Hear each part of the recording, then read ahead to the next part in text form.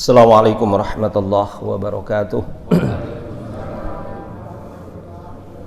Innal hamdalillah nahmaduhu wa nasta'inuhu wa nastaghfiruh wa na'udzu billahi min sururi anfusina wa min sayyiati a'malina may yahdihillahu fala mudilla lahu wa may yudlil fala hadiya lahu.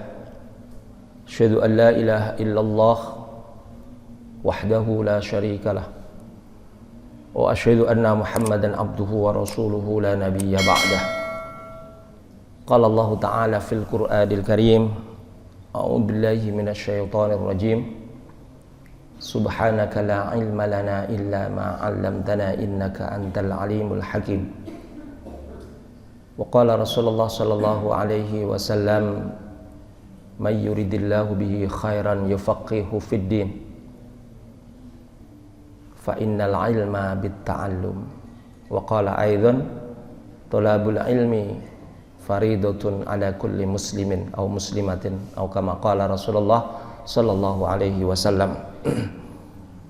Bapak Ibu jamaah salat subuh rahimakumullah, pertama-tama mari kita sama-sama memanjatkan puji syukur kehadirat Allah Subhanahu wa taala biqauli alhamdulillah wa syukurillah atas segala nikmat, rahmat, hidayah yang telah Allah berikan kepada kita semua, terutama nikmat iman dan Islam, nikmat sehat, nikmat dengan kesehatan yang Allah berikan kita gunakan untuk hal-hal yang baik, untuk hal-hal untuk beribadah kepada Allah, terutama pada saat ini kita dapat hadir di Masjid Al-Hikmah yang kita cintai ini, sekaligus untuk sholat berjamaah subuh dan kita lanjutkan dengan taklim, belajar ilmu agama.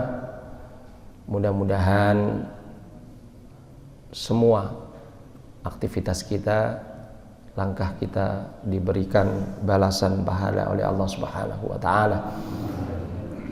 Sholawat beserta salam tidak lupa senantiasa kita curahkan kepada junjungan kita Nabi besar Muhammad sallallahu alaihi wasallam beserta para keluarganya, para sahabatnya dan para pengikutnya yang setia ila yaumil qiyamah.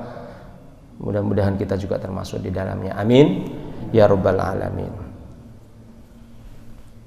Bapak Ibu jamaah sekalian,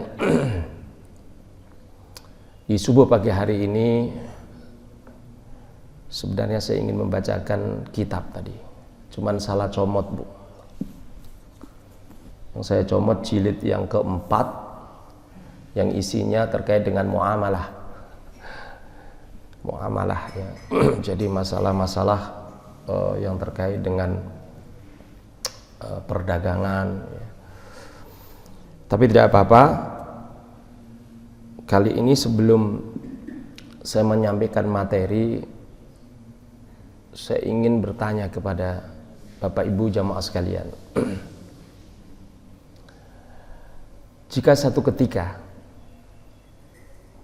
kita janjian misalnya dengan kawan dan kebetulan janjiannya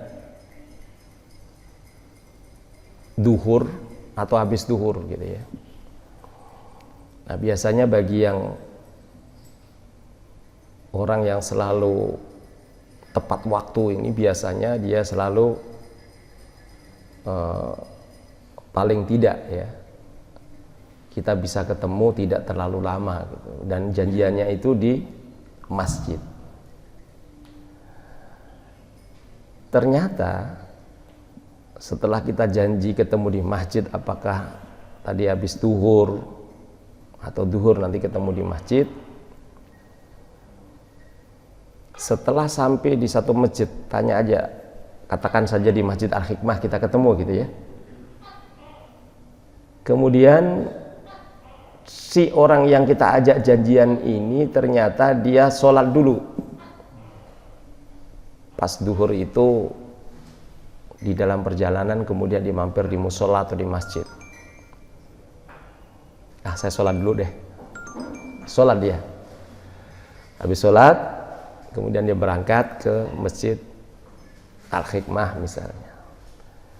Tapi ternyata setelah sampai di Masjid Al-Hikmah, di Masjid Al-Hikmah ini masih berlangsung sholat berjamaah duhur tadi, ya. Dia melihat, waduh masih sholat berjamaah gitu. Dia ada temannya yang ada janji masih sholat gitu. Saya ingin bertanya nih kepada Bapak sekalian, apa yang Bapak lakukan ketika sholat berjamaah masih berlangsung, Bapak datang ke masjid? Tadi sudah sholat dia tadi di jalan tadi. Boleh jadi sholatnya tadi misalnya dia sholat berjamaah di satu musola atau sholat dulu di rumahnya. Ada dua kemungkinan. Tapi yang jelas dia sudah sholat. Baik sholatnya secara munfaridan atau secara jamaatan atau secara berjamaah. Kalau misalnya itu terjadi kepada bapak-bapak yang hadir pada subuh pagi hari ini, apa yang Bapak lakukan? Bapak, apa yang Bapak lakukan? Bapak udah sholat nih? Sholat lagi, ikut berjamaah. Semuanya? Menunggu di luar sampai sholat berjamaah selesai. Karena temannya masih sholat berjamaah. Mana nih? Mana nih? Mana yang benar nih? Yang satu menunggu, yang itu ikut sholat. Pertanyaannya, ikut sholat berjamaah. Tadi sholat sudah. Kira-kira boleh nggak ikut sholat berjamaah lagi? Boleh. Baik.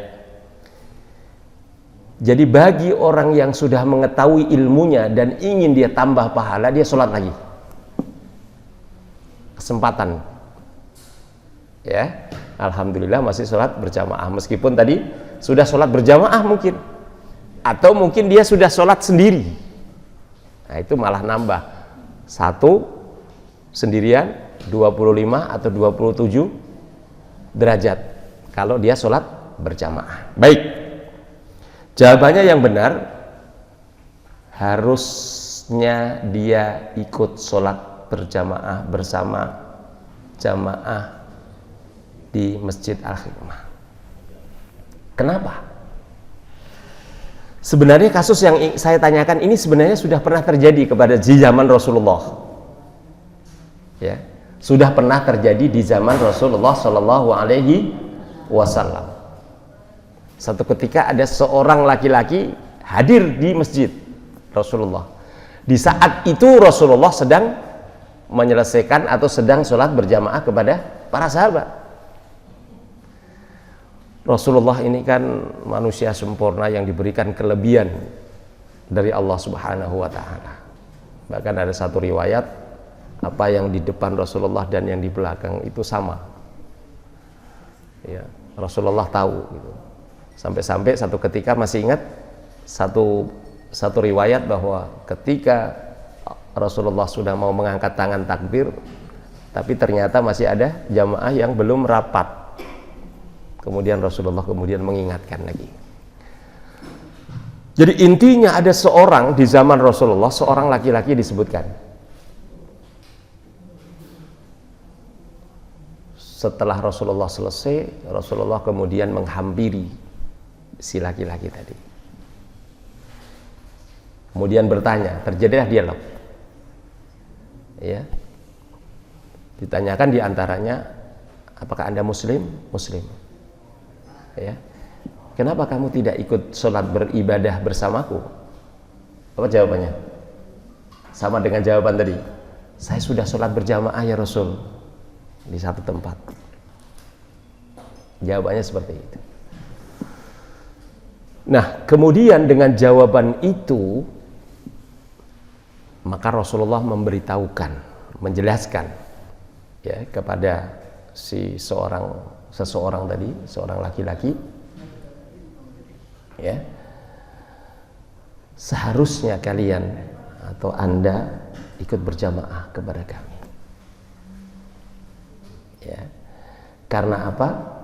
Karena sholat yang kamu lakukan tadi, ya, kemudian ditambah tadi sudah mendapatkan pahala, mendapatkan pahala tambahan dari sholat berjamaah yang kemudian Anda lakukan. Hadis ini sahih dan riwayat juga sahih sebagaimana yang disampaikan di dalam kitab Bidayatul Mujtahid. Kemudian ini artinya saya ingin menegaskan bahwa seseorang yang sudah melaksanakan sholat berjamaah atau sendiri, ya, ketika ada seseorang yang sholat lagi, kita boleh sholat. Apalagi ketika kemudian teman kita lagi ngobrol-ngobrol, barangkali ada orang masuk sholat sendirian. Ya, kalau kita ingin membantu dan kita juga mendapatkan bantuan itu dan pahala itu, kalau ketika dia sendiri itu kan mendapatkan satu, ya, pahalanya hanya satu. Kalau berjamaah pahalanya berapa? 25, 27. Hadis sahih dua-duanya itu. Ya, antara apa namanya? Isna wa ishrin atau khamsa wa ishrin wa sab'a wa ishrin. Ya. Jadi 25 ataupun 27 derajat pahala sholat berjamaah. Ya. Nah, kadang-kadang kita kan selama ini cuek, dia sholat sendiri kita biarkan. Ya, selama ini. Betul gak? Yang umum begitu. Ya. Maka saya harapkan ya kan sayang itu. Ya sayang, kita dapat lagi. Nah, kalau memang itu terjadi karena memang tidak semua ini disampaikan atau belum tahu satu riwayat dari Rasulullah, ada seorang yang sudah sholat kemudian ditanya oleh Rasulullah tadi, kan tidak semua orang tahu, ya, tidak semua orang suka membaca. Nah, maka ada dua cara. Boleh jadi si orang yang sholat sendiri tadi menggandeng, Pak, monggo temenin saya sholat, Pak.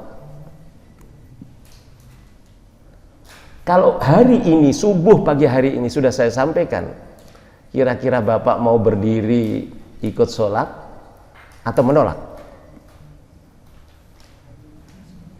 Maka sebaiknya harus ikut.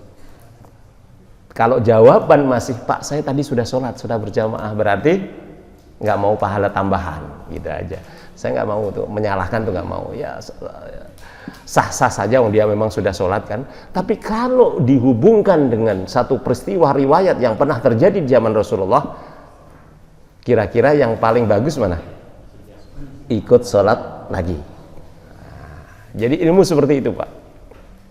Kalau sudah tahu ilmunya, maka yang terbaik adalah menjalankan ilmu atau pengetahuan yang sudah kita ketahui. Itu yang ideal. Ya, itu yang ideal. Oke. Jadi boleh dia mengajak, atau kita yang sudah tahu langsung kita berada di sebelah kanannya kalau sendiri. Oh, temannya kita ikut lagi. Boleh sebelah kirinya. Boleh sebelah kirinya tadi. Dia sholat sendiri, yang satu tadi sebelah kanan langsung ikut berjamaah, yang satu sebelah kirinya. Atau langsung di belakang, yang sebelah kanan tadi sudah tahu ada temannya lagi, dia mundur. Itu cara kedua. Boleh berada di sebelah kanan dan kiri, boleh caranya kalau sholat berjamaah tadi. Atau boleh mundur atau langsung di belakang si orang yang sholat sendiri tadi, kan kita jadikan imam. Maka kemudian sebelah kanan sudah tahu ada makmum lagi, maka dia mundur. Itu caranya. Ya, sudah saya sampaikan kayaknya pada kesempatan di sini, sampai seterusnya kemudian kalau memang terjadi. Itu kalau jamaah laki-laki. Bagaimana kalau sholat berjamaah bapak, ibu di rumah? Nah, kan beda caranya. Yang laki-laki tadi kalau satu berada di kanan bapak, kalau satu yang perempuan termasuk ibu di belakang putranya yang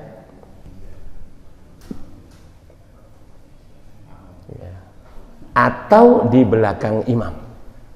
Tidak boleh seperti ini. Maka apa yang sudah kita lakukan di Masjid Al-Hikmah ini sudah benar.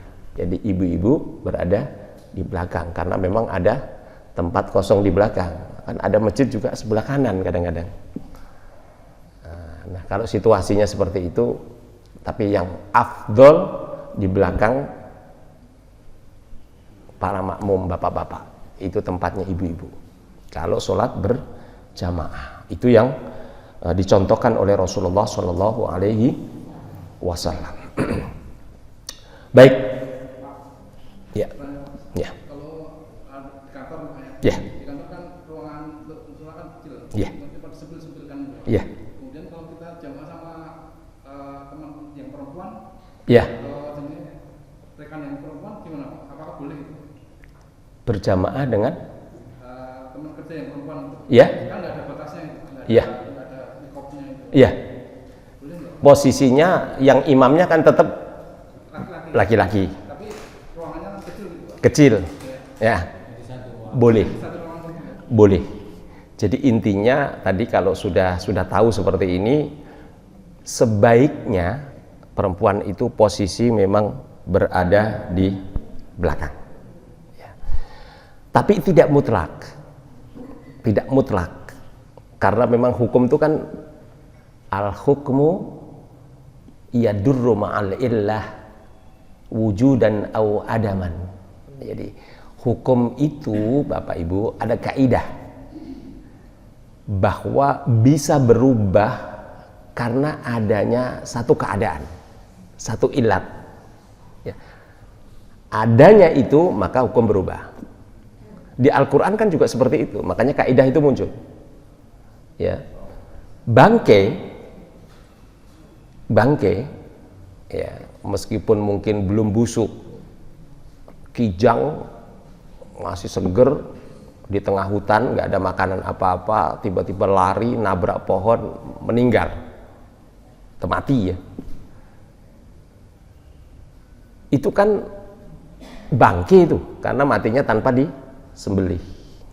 Ya, burung jatuh tanpa disembelih, itu bangke.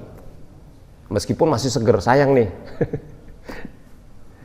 Bagi yang memang di tengah hutan tidak ada makanan 2-3 hari, para tentara, para mungkin barangkali anak-anak kita yang lagi sedang jalan-jalan ke hutan, camping misalnya, menemukan itu boleh dimakan. Karena memang tidak ada makanan lain, sudah habis makanan bawaan. Boleh. Ya, sekenyangnya dimakan di situ, tapi sisanya jangan dibawa, Pak. Kalau ibu kijang atau kambing tiba-tiba gitu ya, boleh di situ dimakan secukupnya orang yang ada di situ, tapi sisanya, waduh, sisanya dibawa, nanti nggak boleh yang begitu. Jadi bolehnya pada saat darurat itu untuk menyelamatkan jiwanya, karena belum makan tadi kan sudah. Nah, ini rezeki dari Allah ini. Nah, ini kalau nggak tahu ilmunya, aduh ini bangke, haram. Ya, jadi boleh. Termasuk pertanyaan tadi, ketika memang situasi seperti itu, bagaimana ini memang sempit, adanya di ini campur antara laki-laki dan perempuan, ya, di kantor memang tempatnya juga memang idealnya ada tempat yang ini, tapi biasanya seperti itu. Tapi tidak apalah, masih diberikan tempat, alhamdulillah, bersyukur, tidak masalah, Pak. Boleh ya. Jadi memang hukum itu akan berubah sesuai dengan keadaan dan situasi yang, kan ada kaidah juga, inna ma'al usri yusra, ya, la yukallifullahu nafsan illa wus'aha, laha ma kasabat wa 'alaiha maktasabat. Jadi yuridullahu bikumul yusra wa la yuridu bikumul usra. Jadi dengan firman Allah yang ada dalam Al-Quran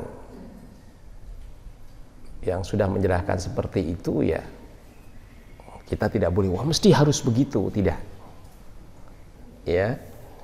Di dalam surat puasa wa antasumu khairul lakum in kuntum ta'lamun. Yang mampu berpuasa, yang tidak mampu berbuka. Hitung berbukanya diganti, tapi ada penegaskan wa antasumu khairul lakum in kuntum ta'lamun. Jadi puasa itu lebih baik kalau Anda mengetahui. Tapi ada kebolehan. Ya, sholat 4 rakaat jadi 2 rakaat, ada situasi yang membolehkan itu karena musafir.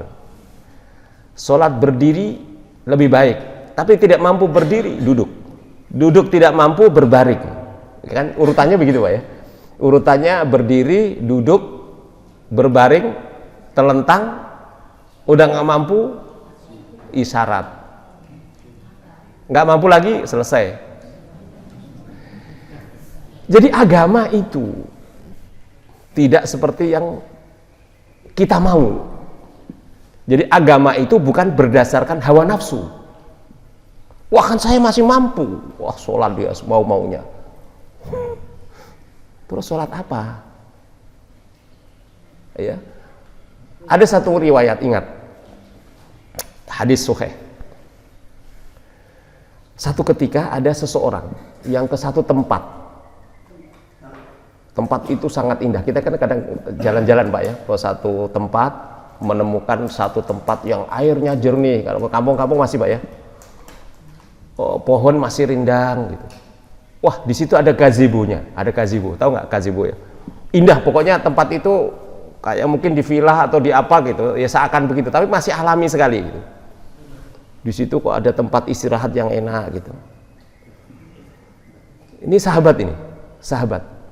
Jadi sahabat juga rombongan ini bertiga atau berempat satu ketika jalan ke satu tempat yang menemukan tempat yang sangat indah, enak, teduh hawanya, sehingga kemudian sahabat itu berpikir, ngobrol dengan temannya, oh andekan enak ini tinggal di sini, beribadah, sholat, tenang rasanya gitu kan, gitu. Berpuasa juga nggak ada yang ganggu. Intinya untuk beribadah kepada Allah Subhanahu wa Ta'ala di tempat yang itu. Sahabat ini itu selalu tidak mau melakukan sesuatu sebelum dia tanyakan dulu kepada Rasulullah. Ntar dulu. Kita tanya dulu kepada Rasulullah. Sampaikan kepada Rasulullah. Ya Rasul, saya menemukan suatu tempat yang enak untuk beribadah, yang tenang. Boleh nggak saya beribadah di sana? Ya, saya sholat siang malam, saya berpuasa. Ya. Setelah ditanyakan kepada Rasulullah itu, jadi terus menerus ibadah, berpuasa siang malam, gitu. Kan tenang, nggak ada yang ganggu. Tinggalkan istrinya begitu. Ya kan? Apa jawaban Rasulullah? Kalau memang sholat atau ibadah itu hawa nafsu, kan harusnya Rasulullah boleh. Oh, bagus itu kan begitu. Tapi Rasulullah melarang. Oh jangan. Akhirnya Rasulullah kemudian menyampaikan, kamu lihat aku juga beribadah, aku juga istirahat, aku juga bergaul dengan istri dan keluarga. Jadi Rasulullah ini memang contoh yang sudah digaranti oleh Allah Subhanahu wa Ta'ala. Laqad kana lakum fi Rasulillahi uswatun hasanah. Yang harus kita contoh itu Rasulullah kalau ibadah. Kalau beribadah, rujukannya ada Rasulullah Shallallahu Alaihi Wasallam. Ini kadang-kadang uswatun hasanahnya Rasulullah nikahnya aja, nikah sunnah, gitu. Nambah lagi sunnah. Ini kan kadang begitu ya. Padahal Rasulullah Shallallahu Alaihi Wasallam menikah ini, kalau kita tahu istrinya yang perawan kan hanya satu, Aisyah saja. Yang lain janda. Pertama sama janda. Udah umur 40 tahun, Khadijah. Dan yang lain janda-janda, istrinya para syuhada yang perang. Yang ini perintah Allah, bukan mau-maunya Rasulullah. Kita mau ngikutin, waduh, nambah lagi ngikutin Rasulullah, poligami. Sekarang kan lagi rame nih, ada wacana seperti itu kan, mau dilegalkan, nggak apa-apa.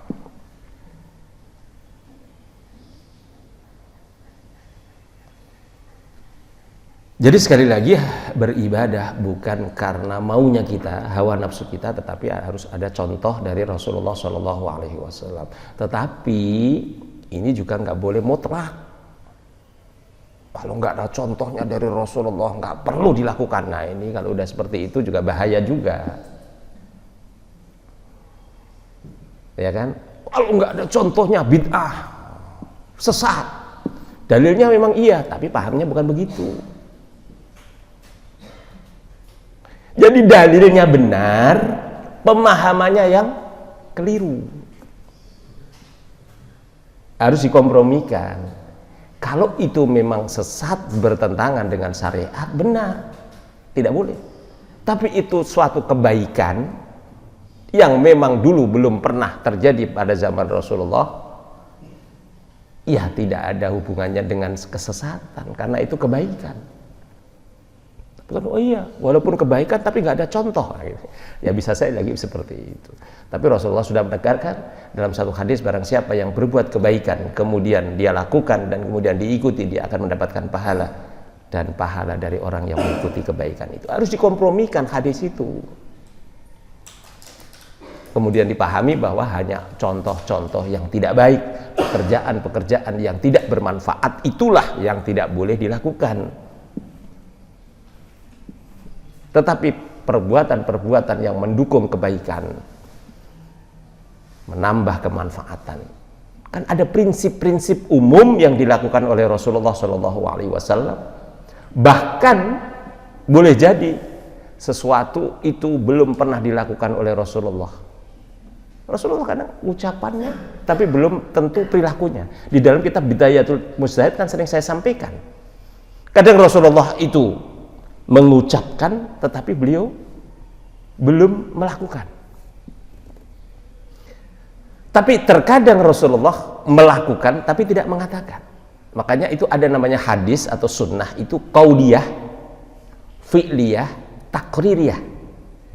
Sesuatu yang diucapkan oleh Rasulullah, sesuatu yang dilakukan oleh Rasulullah, atau sesuatu persetujuan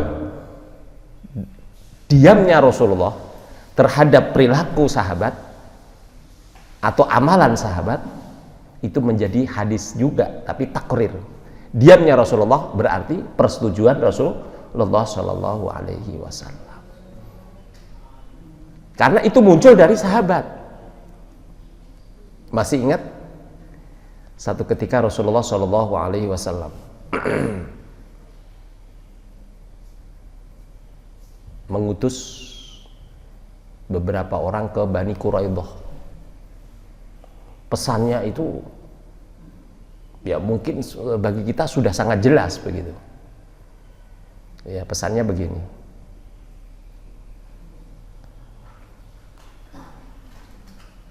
Jangan sholat asar sebelum kalian sampai ke Bani Quraidah. Jelas nggak Pak? Pesan itu, pesan Rasulullah kepada orang yang diutus ke Bani Quraidah itu, karena Bani Quraidah itu namanya jalan pakai onta atau jalan kaki, itu pasti paling tidak seharian.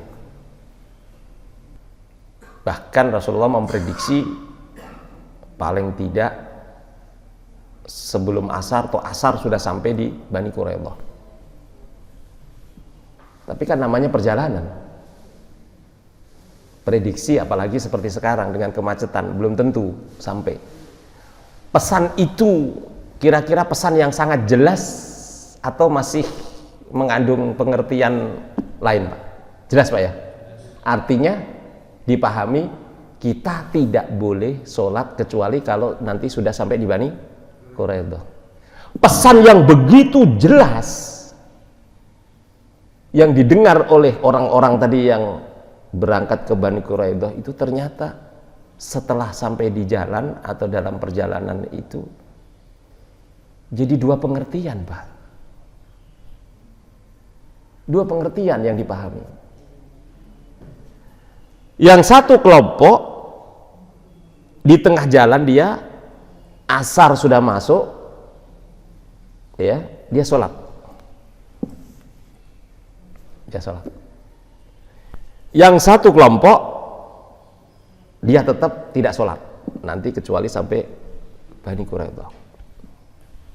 Itu terjadi, Pak. Itu Rasulullah masih hidup. Itu zaman sahabat. Ya.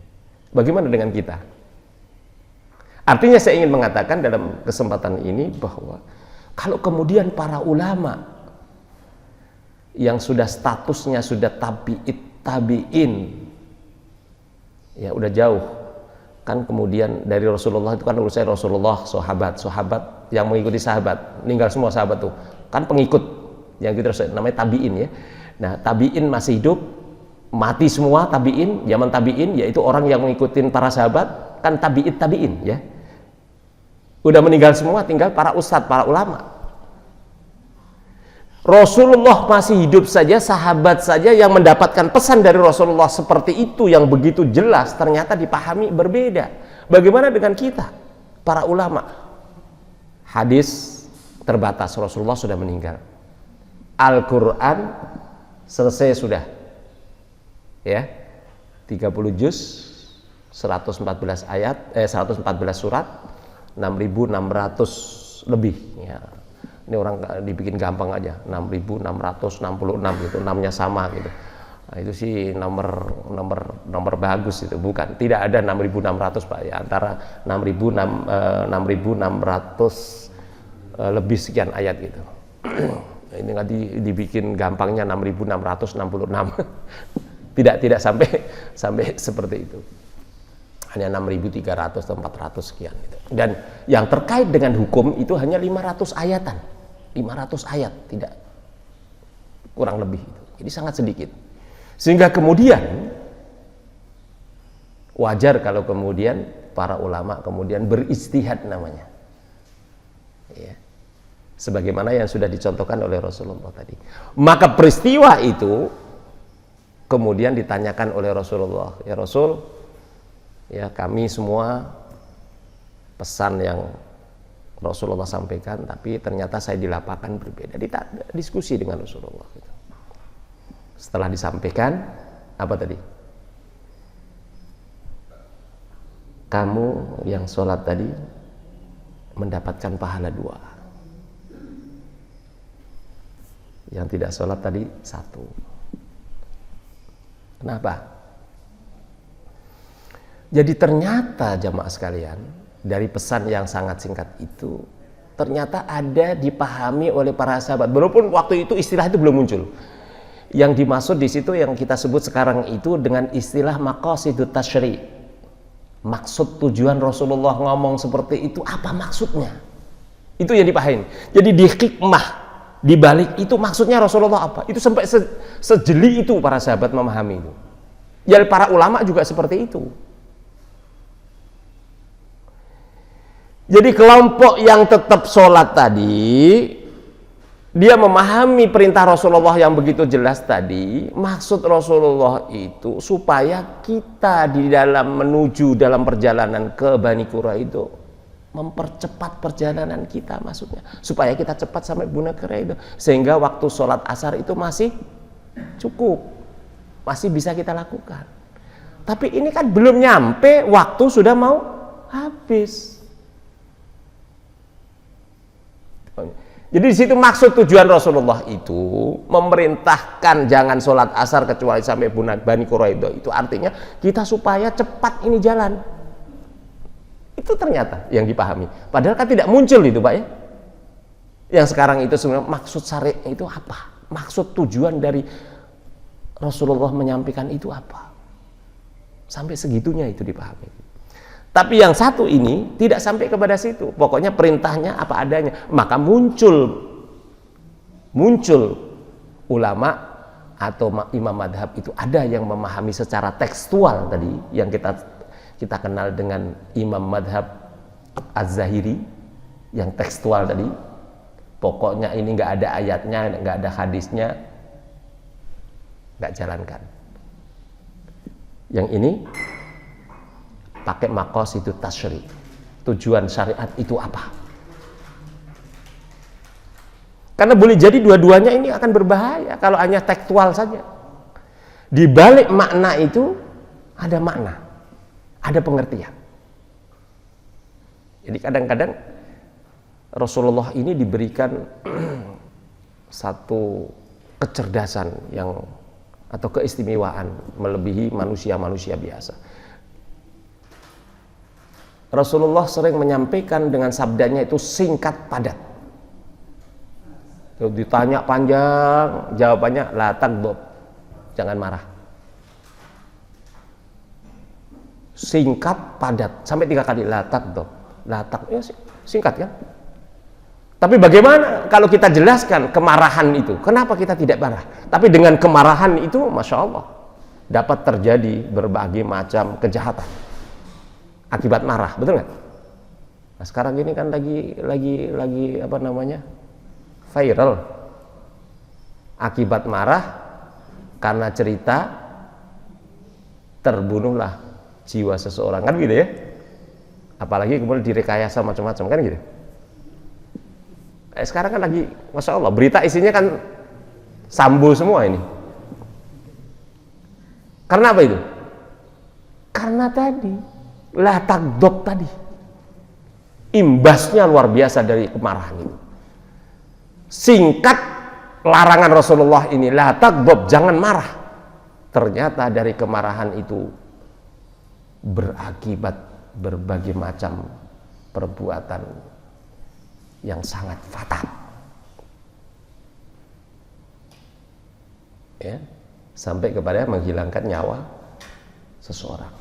Sekarang lagi diributkan.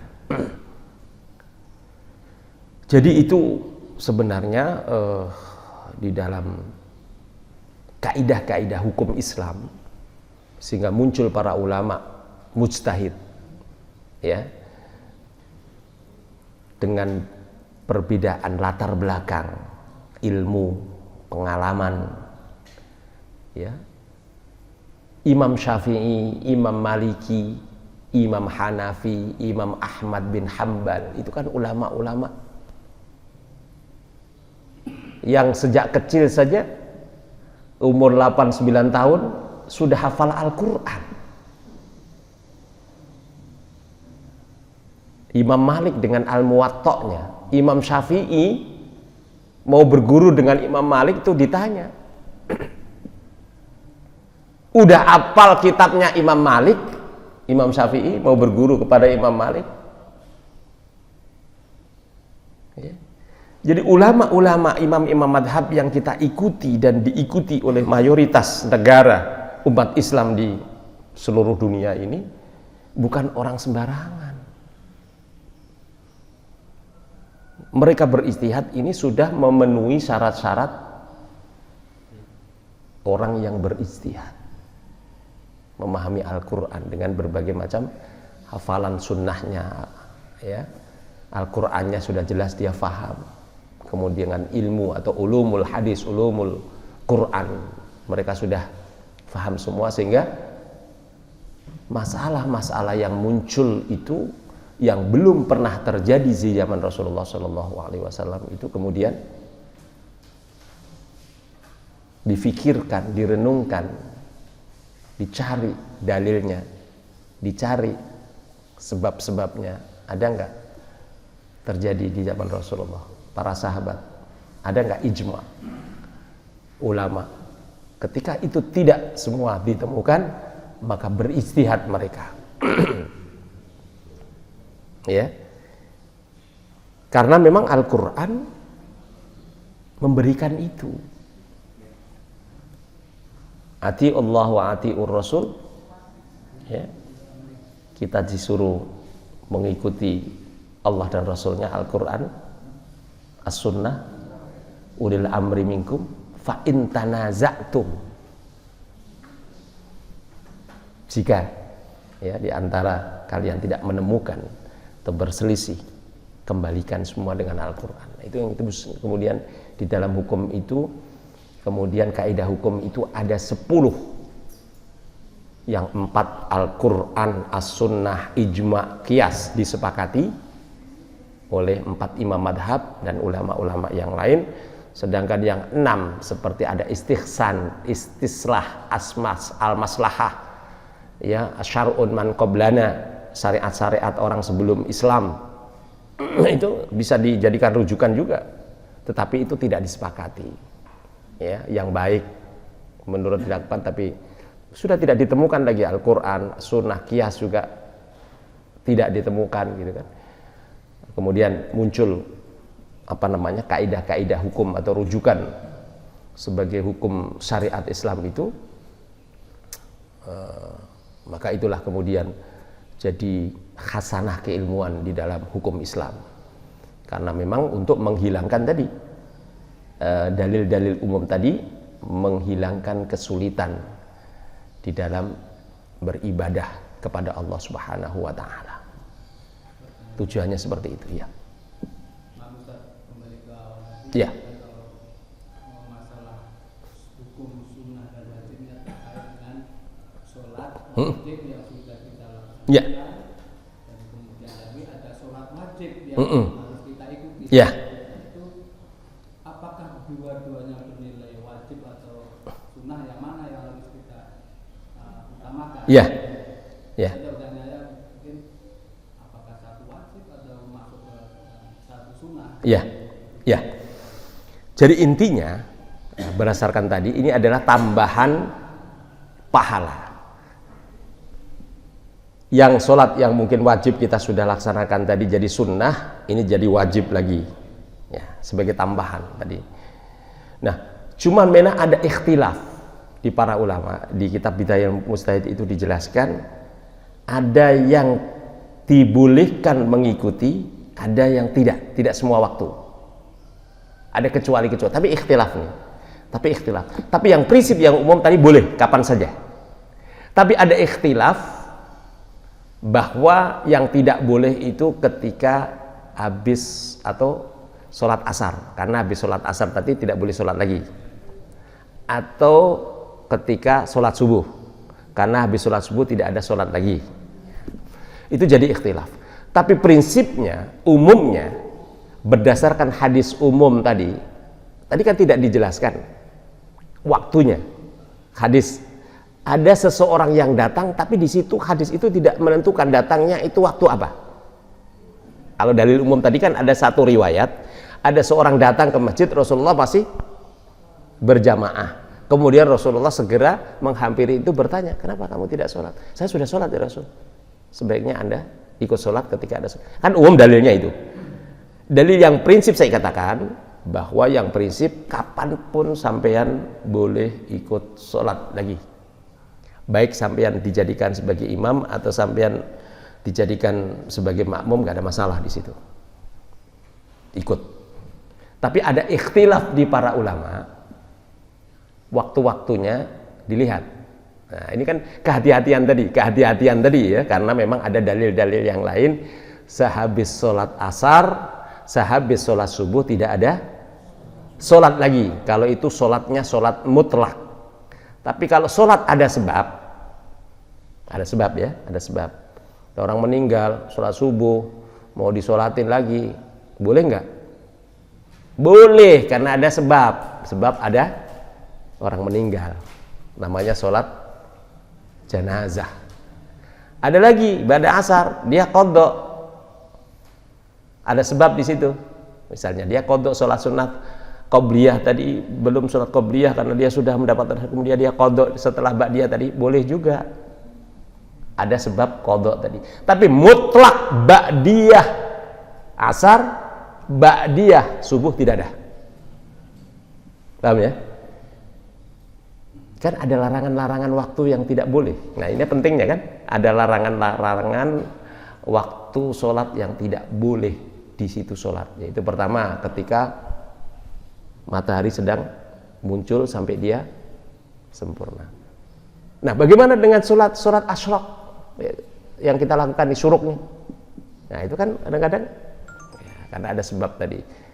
Ya, asyraq ini yaitu ketika matahari itu sedang muncul, itu 2 rakaat itu yang nilainya hadis sahih seperti kita beribadah umroh 2 rakaat nih.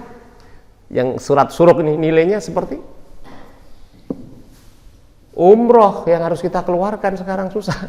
Pahalanya Masya Allah. Ini kalau nggak tahu ilmunya kan sayang sekali. 2 rakaat setelah kita, tapi harus didahului dengan kegiatan dulu. Baca Quran, dengan zikir kepada Allah, dengan taklim. Ya. Nah, itu baru ini. Nggak ngapa-ngapain terus sholat asrok. Nah, sholat apa?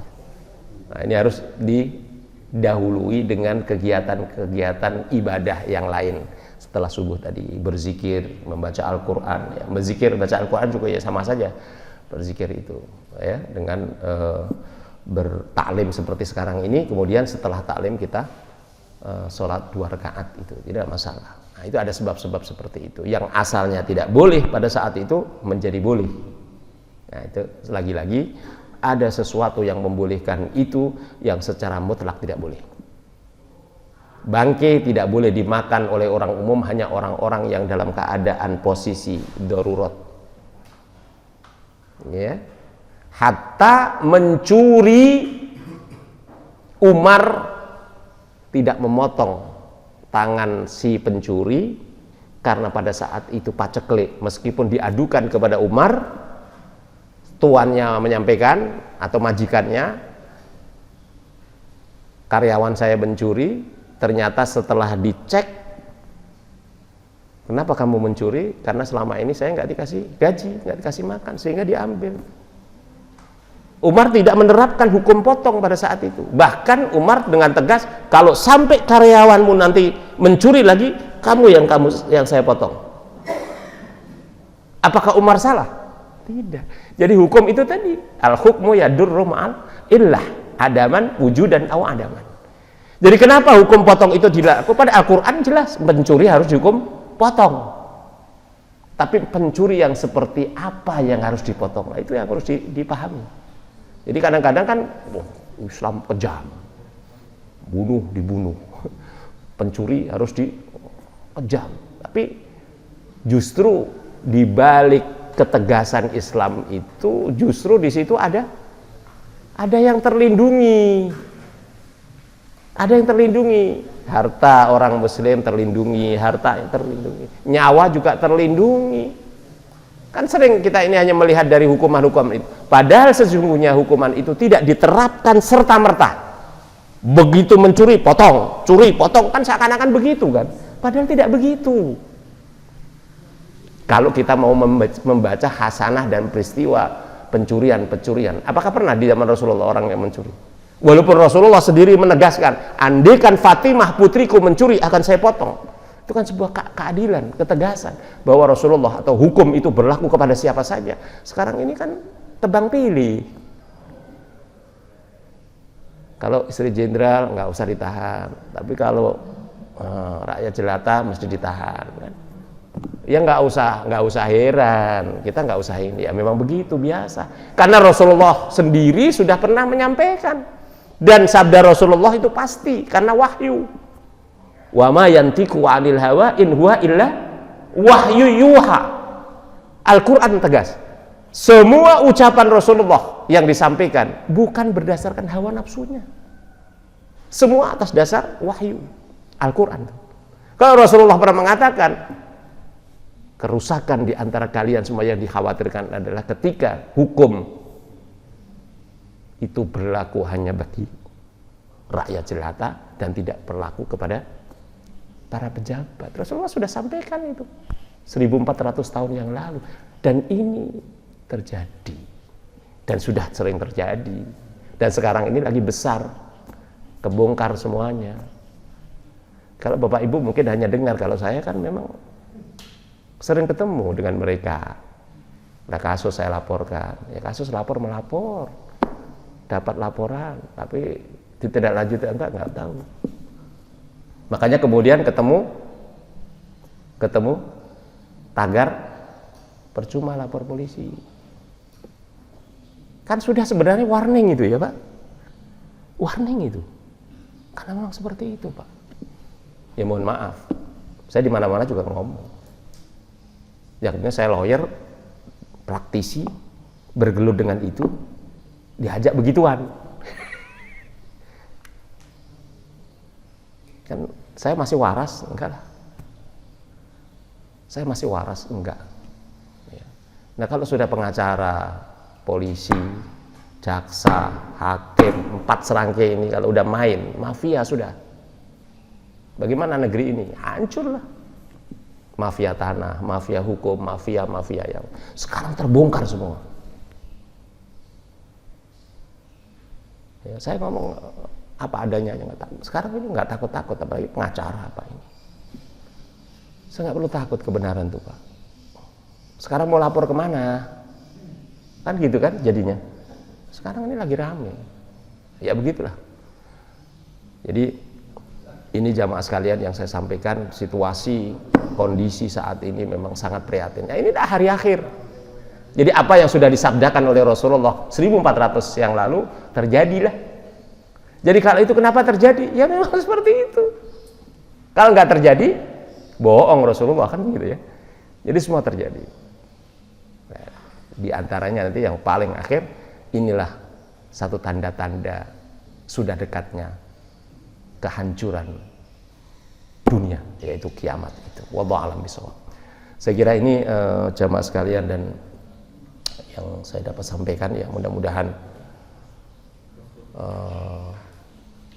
saya ingat satu pesan yang sangat ini, ya kan ada pesan itu orang Jawa itu sama orang Gowarsito atau sama itu, zaman ini sudah edan orang melu edan tak keduman, tapi saedan edane wong edan isik selamat sing mau waras kan gitu ya.